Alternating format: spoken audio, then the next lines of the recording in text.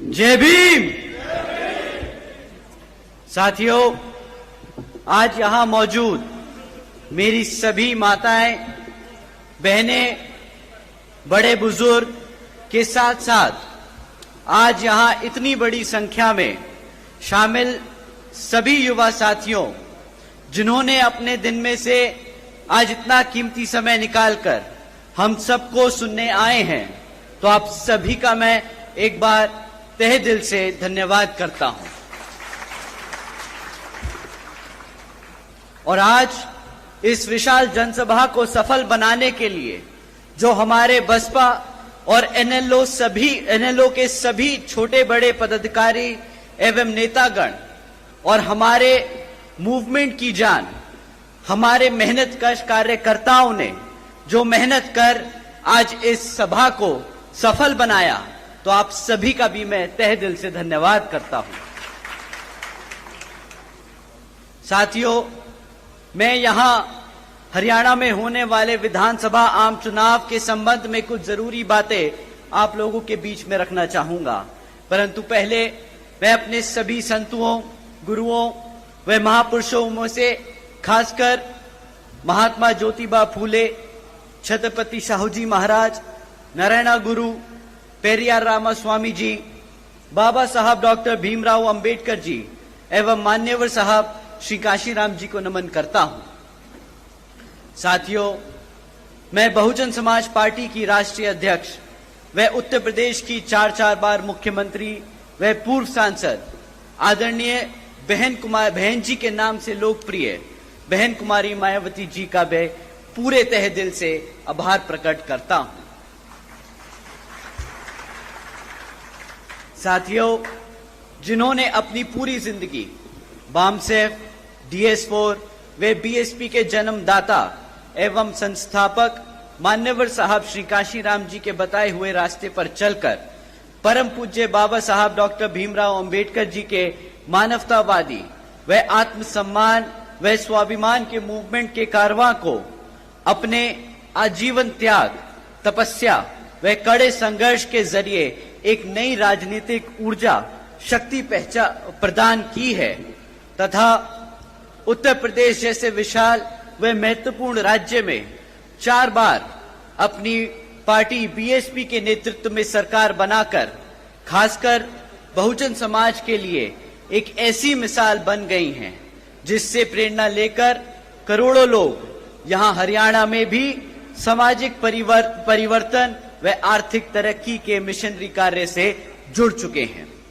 इतना ही नहीं, बल्कि मैं खुद भी उनके इस नेतृत्व से प्रभावित होकर बीएसपी मूवमेंट से जुड़ा हूं और उनके पदचिन्हों पर चलकर इस मिशनरी दायित्व को, कर्तव्य को व फर्ज को अपनी आखिरी सांस तक निभाने की पूरी कोशिश करूंगा। साथियों, मैं हमारे alliance partner Indian National Lokdal NLO के संस्थापक एवं पूर्व उप प्रधानमंत्री श्री चौधरी देवीलाल जी को तहे दिल से नमन करता हूं। साथ ही एनएलओ के राष्ट्रीय अध्यक्ष श्री ओम प्रकाश चौटाला जी और आज हम सबके बीच में मौजूद एनएलओ के महासचिव, राष्ट्रीय महासचिव और हमारे गठबंधन की ओर से हरियाणा प्रदेश के मुख्यमंत्री के उम्मीदवार श्री अभय सिंह चौटाला जी का भी तहे दिल से धन्यवाद और आभार प्रकट करता हूं। साथियों, पिछले 10 सालों से यहां पर हरियाणा प्रदेश में बीजेपी की सरकार चल रही है और अब चुनाव सर पर है, तो ये बीजेपी के लोग फिर से आपके बीच में आकर आपसे वोट मांगने का काम करने वाले हैं। परंतु साथियों, इस बार आप सबको वोट डालने से पहले इनसे कुछ जरूरी मुद्दों पर सवाल करना बहुत जरूरी है। साथियों, मैं आपसे जाति और धर्म के आधार पर सवाल करने को नहीं कहूंगा। मैं आपसे कहूंगा, इनसे सवाल जरूर करें शिक्षा पे, रोजगार पे और यहां हरियाणा में बढ़ती हुई महंगाई पे। साथियों, यहां मौजूद सभी मां बाप और युवा साथियों से मैं पूछना चाहूंगा कि क्या मिला है आप सबको शिक्षा के नाम पर इस बीजेपी की सरकार में। बताइए साथियों, पिछले बीजेपी के सरकार के चलते हुए पिछले 10 सालों से सरकार ने यहां पे 5000 से ज्यादा प्राइमरी स्कूल बंद करने का काम किया। साथियों, एक तरफ पढ़ने वाले बच्चों की संख्या बढ़ रही है और दूसरी तरफ भाजपा की सरकार हमारे प्राइमरी स्कूल्स को बंद करने का काम कर रही है। साथियों, आज प्रदेश में 2200 सरकारी सीनियर सेकेंडरी स्कूल्स में 1000 से ज्यादा स्कूलों में प्रिंसिपल नहीं है। साथियों, जब आपके बच्चों के स्कूल बंद कर दिए जाएंगे और जब उन स्कूल बचे कुचे स्कूलों में और अगर पढ़ाने के लिए शिक्षक नहीं होंगे तो आप ही बताइए कि क्या यहां हमारे बच्चों के भविष्य से खिलवाड़ हो रहा है कि नहीं हो रहा है। आप ही बताइए, अगर इस तरह सरकार चलती रही तो क्या वो आपके बच्चों के भविष्य से खिलवाड़ कर रहे हैं या नहीं। बताइए, हाथ उठा के बताइए, आपको लगता है खिलवाड़ हो रहा है कि नहीं। साथियों, बीजेपी के शासनकाल के दौरान शिक्षा के नाम पर सिर्फ पेपर लीक की खबरें हमें आए दिन सुनने को मिलती आ रही हैं। साथियों, ऐसा कोई भी सरकारी डिपार्टमेंट नहीं बचा जिसकी भर्ती के परीक्षा के पेपर पिछले 5 से 10 सालों में ना लीक हुए हो।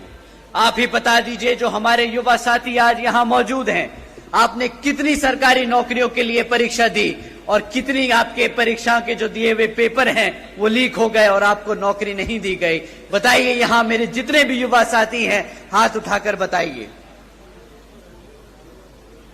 साथियों, हकीकत तो ये है कि बीजेपी हो या कांग्रेस, दोनों ही पार्टियों ने हमारे बच्चों के भविष्य के साथ खिलवाड़ किया।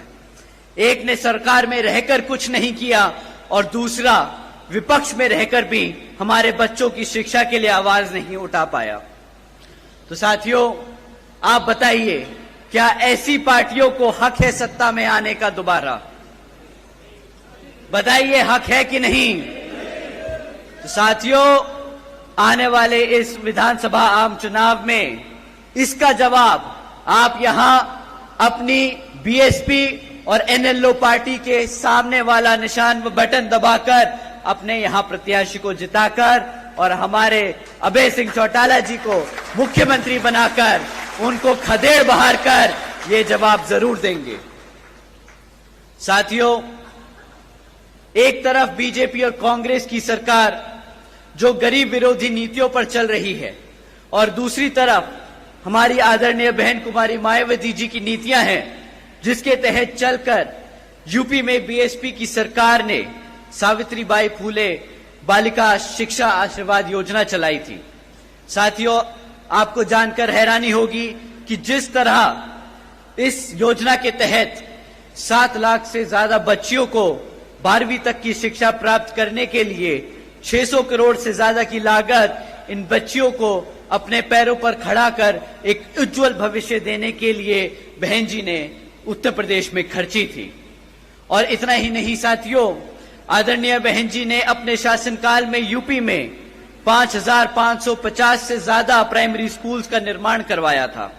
इतना ही नहीं, पहली बार बहन जी ने हॉस्टल्स में गरीब वंचितों के बच्चों के लिए 27% आरक्षण का भी इंतजाम सुनिश्चित किया था। साथियों, एजुकेशन की बात है तो आपको जानकर हैरानी होगी कि इसके साथ साथ बहन जी ने, आदरणीय बहन कुमारी मायावती जी ने 6 engineering colleges, 2 homeopathic colleges, 24 polytechnic colleges, 2 paramedical colleges, 6 universities, 200 से अधिक इंटर व डिग्री कॉलेजेस और 550 से ज्यादा हाई स्कूल्स और 5500 से ज्यादा प्राइमरी स्कूल्स और 100 से अधिक ITIs का बनाने का काम किया था, वो भी सिर्फ 5 साल में। तो आप सोचिएगा साथियों, जब आप अभय सिंह चौटाला जी को मुख्यमंत्री बनाएंगे तो वो आपके प्रदेश में कितने ही हजारों स्कूल खोलेंगे और आपके बच्चों को पढ़ने की इच्छा पूरी कराएंगे। साथियों, ये लिस्ट बहुत लंबी है कि कभी कभी सोचकर मुझे हैरानी होती है कि सिर्फ 5 साल में कोई इतना काम कैसे कर सकता है। लेकिन साथियों, अगर अपने समाज के लिए, अपने लोगों के लिए काम करना कोई चाहे तो असंभव काम भी संभव हो जाता है। परंतु जैसा कि आप जानते हैं, यहां बीजेपी और कांग्रेस की सरकार रही है, उन्होंने कितने दिल से यहां पर आपके बच्चों के प्राइमरी स्कूल्स, कॉलेजेस, यूनिवर्सिटीज बंद करने का काम किया है। तो उनकी असलियत, उनकी मंशा आप सब लोग समझते हैं। परंतु साथियों, बीजेपी की सरकार ने पिछले 10 साल में यहां पर हमारे बच्चों के रोजगार के लिए भी कुछ ज्यादा काम नहीं किया है। आपको जानकर हैरानी होगी कि आज हरियाणा में 40% युवा बेरोजगार घूम रहा है। इतना ही नहीं साथियों, पिछले 10 साल में सरकार में लगातार होने के 10 साल सरकार में होने के लगातार बाद भी आज 2 लाख से ज्यादा सरकारी नौकरियों के पद खाली पड़े हैं। तो साथियों, आप समझ जाइए कि एक तरफ 40% युवा बेरोजगार घूम रहा है और दूसरी तरफ सरकार के पास 2 लाख से ज्यादा पद खाली पड़े हैं। तो आप समझ जाइए कि किस तरह ये सरकार, वो चाहे तो कल रात ही, आने वाले कुछ दिनों में ही हमारे सभी युवाओं को रोजगार दे सकती है। परंतु वो ये रोजगार देने की बजाय कौशल विकास निगम जैसी योजनाएं चलाकर परमानेंट जॉब्स को और कॉन्ट्रैक्चुअल जॉब्स के तहत यहां लोगों को रोजगार दे रही है। आपको जानकर शायद हैरानी हो कि ये जो परमानेंट जॉब्स हैं, इसके तहत आपको संविधान में दिया गया जो आरक्षण है वो मिलेगा, परंतु कॉन्ट्रैक्चुअल जॉब्स में कोई आरक्षण की व्यवस्था नहीं है। तो साथियों, ये सरकार सिस्टमैटिक तरीके से आप लोगों का आरक्षण खत्म करने का काम कर रही है। साथियों, एक तरफ बीजेपी की सरकार ऐसे काम कर रही है जहां हमारे लोगों को गरीब और कमजोर बनाया जा रहा है, और दूसरी तरफ कांग्रेस भी बीजेपी की तरह ही सरकार चला रही है जो ऐसी बीजेपी की तरह उन मुद्दों पर उसे घेर नहीं रही तबकि वो ऑपोजिशन में बैठी है। साथियों, आप लोगों को समझना होगा कि किस तरह बीजेपी आपके बच्चों को, आपके भविष्य को खत्म करने का काम कर रही है और कांग्रेस उनका चुपचाप विपक्ष में बैठकर उनका साथ दे रही है। साथियों, आपको जानकर हैरानी होगी कि एक तरफ ऐसी बीजेपी और कांग्रेस की सरकार है और दूसरी तरफ हमारे आदरणीय बहन कुमारी मायावती जी के शासनकाल के दौरान बसपा की सरकार ने यूपी में 90,000 से ज्यादा अधिक शिक्षकों को नौकरी दी थी, 1 लाख से अधिक सफाई कर्मचारियों को भर्ती किया था, 2 लाख से अधिक जवान पुलिस फोर्स में भर्ती की थी और 30 लाख से अधिक हमारे अपर कास्ट समाज के कमजोर लोगों को विभिन्न सरकारी नौकरियों देने का काम किया था। इतना ही नहीं बल्कि बहन जी के शासनकाल के दौरान बसपा की सरकार ने कृषि एवं संबंधित कार्यों में मिनिमम वेज को 55 रुपए से बढ़ाकर 100 रुपए प्रतिदिन किया था और अन्य पिछड़े वर्गों के लोगों की क्रीमी लेयर की वार्षिक आय को भी 3 लाख से बढ़ाकर 5 लाख रुपए करने का काम किया था। साथ ही साथ बहन जी ने गन्ना खरीद के दाम भी दुगने कर दिए थे। साथियों, उसी तरह जब आप अभय जी को यहां पर मुख्यमंत्री बनाने का काम करेंगे तो उसी तरह यहां पर भी आपकी फसल का सही दाम दिलाने का हमारे मुख्यमंत्री जी आप लोगों का पूरा काम करेंगे। साथियों, महंगाई पे मैं आप लोगों को क्या ही बोलूं। बीजेपी की सरकार एक तरफ बोलती है कि मुफ्त में राशन देने की स्कीम चलाकर कि हमने मित्रों, आज बीजेपी के सरकार ने 80 करोड़ से ज्यादा देशवासियों को मुफ्त में राशन देने का काम किया है, परंतु इन्हें समझ नहीं आता कि अगर आप 80 करोड़ जनता को मुफ्त में राशन देने का काम कर रहे हैं तो इसका मतलब ये 80 करोड़ जनता अपने पैरों पर खुद खड़े होकर अपने आप कमा नहीं सकती, अपने आप राशन नहीं खरीद सकती। तो साथियों, जो सरकार आपके समाज को, आपके भविष्य को इस कदर खोखला कर दे कि वो अपने घर में खुद ही राशन खरीद कर अपने माँ बाप को ना खिला सके, तो क्या ऐसी सरकार को आप चाहेंगे कि वो सत्ता में बनी रहे या नहीं?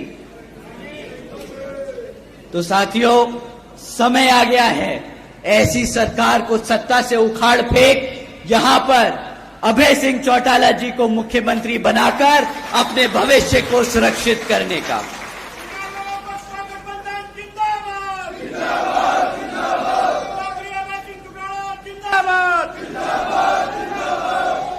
साथियों, इन्हीं कुछ जरूरी बातों के साथ ही अब मैं आप सभी लोगों से और मेरी तरफ से, मेरे साथ साथ व खासकर आदरणीय बहन कुमारी मायावती जी की भी यही विशेष अपील है कि इस विधानसभा आम चुनाव में आप सभी लोग हर मोर्चे पर सावधान रहें।